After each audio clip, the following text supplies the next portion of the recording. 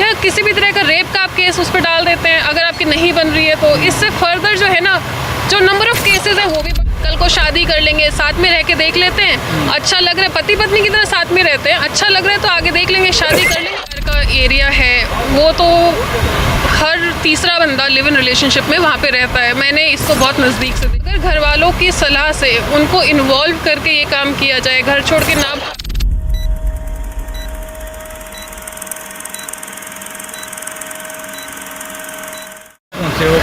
जी, मेरा नाम रश्मि बालियान है, मैं दिल्ली से आई हूँ और बालियान खाप चौधरी हूँ और सर्व खाप कोऑर्डिनेटर भी हूँ राष्ट्रीय। जी, क्योंकि इस चीज़ से परेशान हर कोई था। कानाफूसी में जिक्र तो हो रहा था, लेकिन एक जगह पर इकट्ठे होकर इस पर चर्चा नहीं हुई थी। तो आज हमने खुल के चर्चा की है, सर्व समाज के साथ चर्चा हुई है। लिव इन रिलेशनशिप हो, लव मैरिजेस हो, समलैंगिक विवाह हो, हिंदू मैरिज एक्ट हो, इन सब में बहुत मेजर चेंजेस की ज़रूरत है। तो इसके बारे में आज हमारी मीटिंग थी और सर्व खाप ने ये भी क्लियर कर दिया है कि हम लोग लव मैरिज के खिलाफ बिल्कुल नहीं है, क्योंकि हम नहीं चाहते कि हमारे बच्चे कोई भी गलत कदम उठाएं। लेकिन अगर घर वालों की सलाह से उनको इन्वॉल्व करके ये काम किया जाए, घर छोड़ के ना भागा जाए, तो समाज में सभी की इज्जत बनी रहती है। जी, तो कहीं जो मामला लिव इन रिलेशन ये आजकल बहुत देखने को मिलते हैं। जी जी जी, तो उसको क्या कहेंगे आप? देखिए, मैं दिल्ली में रहती हूँ। दिल्ली और जो NCR का एरिया है वो तो हर तीसरा बंदा लिव इन रिलेशनशिप में वहाँ पे रहता है। मैंने इसको बहुत नज़दीक से देखा है कि किस तरह से लोग रहते हैं। एक महीना किसी और के साथ रह रहे हैं, एज अ पति पत्नी वो लोग रहते हैं, एक महीने बाद फिर पार्टनर चेंज कर देते हैं। तो एक जो गरिमा होती है विवाह की, वो ख़त्म हो चुकी है और इसका जो आउटकम है वो भी बहुत गंदा आ रहा है, क्योंकि डोमेस्टिक वायलेंस हो रहा है, लड़ाई झगड़ा इन लोगों का आपस में होता है और नशे की ओर ये लोग भाग रहे हैं। और इसमें से जो बच्चे पैदा होते हैं लिव इन रिलेशनशिप से, उनका तो कोई भी है नहीं कि भी उनका माँ बाप किसको बोलेंगे, बाप किसको बोलेंगे, किसका नाम रखेंगे वो आगे, और उसको संपत्ति में हक मिलेगा नहीं मिलेगा। तो ये जो प्रॉब्लम है अभी, इसको यहीं पे हम कंटेन कर लेंगे तो ये बहुत ही सही रहेगा। लिव इन रिलेशनशिप से मानते हैं कि रेप केस भी ज़्यादा बढ़ रहे हैं युवाओं के? जी बिल्कुल। देखिए, एक तरह का कंसेंशुअल हो जाता है कि आप ठीक है, यू आर लिविंग टुगेदर। अब कई लोग प्रिटेक्स्ट पे होते हैं कि कल को शादी कर लेंगे, साथ में रह के देख लेते हैं, अच्छा लग रहा है, पति पत्नी की तरह साथ में रहते हैं, अच्छा लग रहा है तो आगे देख लेंगे, शादी कर लेंगे, नहीं तो फिर किसी और के साथ ट्राई करेंगे। This is not happening.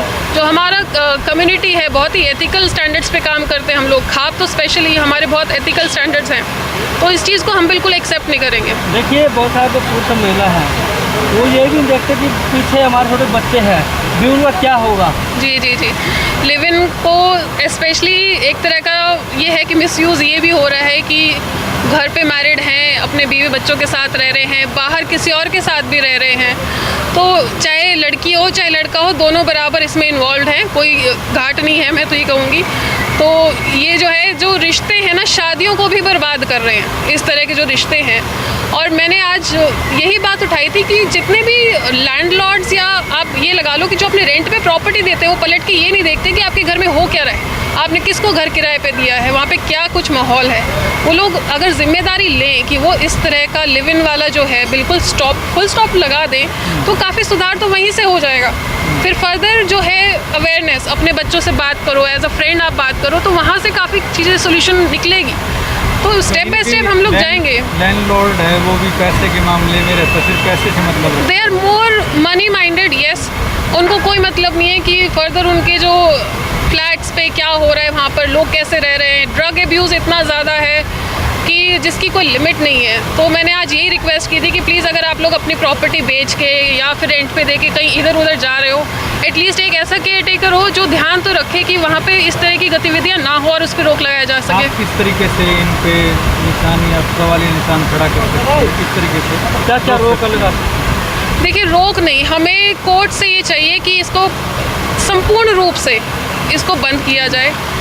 इसमें कोई ये नहीं है कि आप चेंजेस ला सको लिव इन के लॉज में। खुद सुप्रीम कोर्ट, हाई कोर्ट अगर आप देखें, वो इतना ज़्यादा इस टाइम विचलित हैं, क्योंकि इसमें अगर डोमेस्टिक वायलेंस का केस होता है, 498A का आप मान लो केस हो रहा है इसमें, तो आप किस पे करोगे? आपका हस्बैंड तो वो है नहीं जिसके साथ आप लोग रहते हैं, या किसी भी तरह का रेप का आप केस उस पर डाल देते हैं अगर आपकी नहीं बन रही है। तो इससे फर्दर जो है ना, जो नंबर ऑफ केसेस है वो भी बढ़ रहे हैं, जो बर्डन है अननेसेसरी वो भी बढ़ रहा है। उसकी वजह से जो अहम मुद्दे हैं जो कोर्ट को पहले सुलझाने चाहिए, उनकी प्रायोरिटीज़ कम होती जा रही है, इनके केसेस ज़्यादा बढ़ते जा रहे हैं। तो आपकी महापंचायत में क्या कुछ फैसला लिया गया? जी, हमने इन्हीं सभी पॉइंट्स पे विचार किया था, क्योंकि आज की khap it's not the age old khap system जो 600 AD के टाइम से चलती हुई आ रही थी, काफ़ी प्रोग्रेसिव है।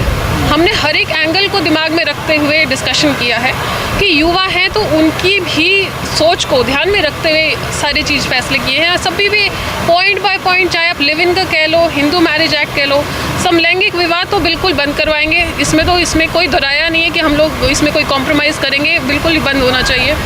तो इस सब में हम जो है चेंजेस लाने के लिए आगे further course of action we will follow. We will meet the prime minister of India, president of India, CM of the state, हम उन सब से मिलेंगे, अपनी रिक्वेस्ट भी लेके जाएंगे। सुप्रीम कोर्ट में भी अगर जाना पड़ा हम वहाँ भी जाएंगे, लेकिन हम अटल हैं, हम पीछे नहीं हटेंगे। सरकार आपकी बातें नहीं मानती, फिर भी आप लड़ाई लड़ेंगे? सरकार बिल्कुल बात मानेगी, क्यों नहीं मानेगी? आप ये बताओ, जब हम उन्हें नेगेटिव इम्पैक्ट्स दिखाएंगे किसी चीज़ के, तो सरकार क्यों नहीं मानेगी? एटलीस्ट हम जाके बात तो करें। अगर सरकार के पास मेरे से बेहतर काउंटर स्टेटमेंट है तो मैं सरकार की बात मान लूँगी, अगर मेरे पास बेटर काउंटर स्टेटमेंट है तो उन्हें बात माननी पड़ेगी। हम लैंगिक देखें 2023 के अंदर अभी 20,000 शादियाँ आपस में की गई। जी जी जी, आंकड़ा बढ़ता हुआ जा रहा है, इसको कैसे रोका जाए? जी, ये तो ऐसा काम है कि जानवर भी आपस में ना करें। तो आंकड़ा, ये एक मानसिक बीमारी है समलैंगिकता, प्योर फॉर्म में अगर आप मानो तो। काफ़ी कंट्रीज़ में इसके ऊपर प्रोटेस्ट चल रहा है, लोग सड़कों पे उतर चुके हैं, उन्होंने मना कर दिया है इस तरह का कोई भी हम लोग अपने कंट्री में नहीं होने देंगे काम। लेकिन इंडिया में भी हमें इस पे पुरजोर तरीके से आवाज़ उठानी पड़ेगी, इसको बंद कराना पड़ेगा। जब विदेशों में चीज़ें बंद हो सकती हैं तो हम तो वैसे भी बहुत एथिकल बेसिस पे ऑपरेट करते हैं, ये सब हमारे देश में संस्कार का हिस्सा है ही नहीं। तो इन अ हेस्ट, या ये कह लो इन अ हरी, सुप्रीम कोर्ट ने अगर कोई चीज़ अप्रूव कर दी है, it is wrong. We will go again, will file petitions, we will talk to them. Round table conference जितनी करनी होगी हम उतनी ही करेंगे, हम डेली बैठेंगे जाके वहाँ पे, लेकिन इस पर हम रोक लगवा के रहेंगे। कानूनी कार्रवाई के तरीके से भी लड़ा जाएगा, कोर्ट में भी लड़ा जाएगा? जी बिल्कुल, हर लेवल पे, वही मैंने आपको कहा, whether it is the CM of the state, आप हर एक लेवल पे लगा लो, PM हो गया, प्रेसिडेंट हो गया, कोर्ट्स हो गए, हर जगह हम लोग इस चीज़ की लड़ाई लड़ेंगे। एंड एट द एंड मैं तो ये भी कहती हूँ, अगर हिंदू मैरिज एक्ट में चेंजेस करने को नहीं माने तो हम अपना जाट मैरिज एक्ट खुद बना लेंगे, अपना संविधान खाप खुद लिख लेगी, हम उस पर ऑपरेट करेंगे। जितना भी खाप लैंड है अपने एथिकल स्टैंडर्ड्स पे ऑपरेट करेगी, वी विल नॉट कॉम्प्रोमाइज़ या किसी भी तरह के इस तरह का तो एटलीस्ट अपनी सोसाइटी में चीज़ें नहीं होने देंगे।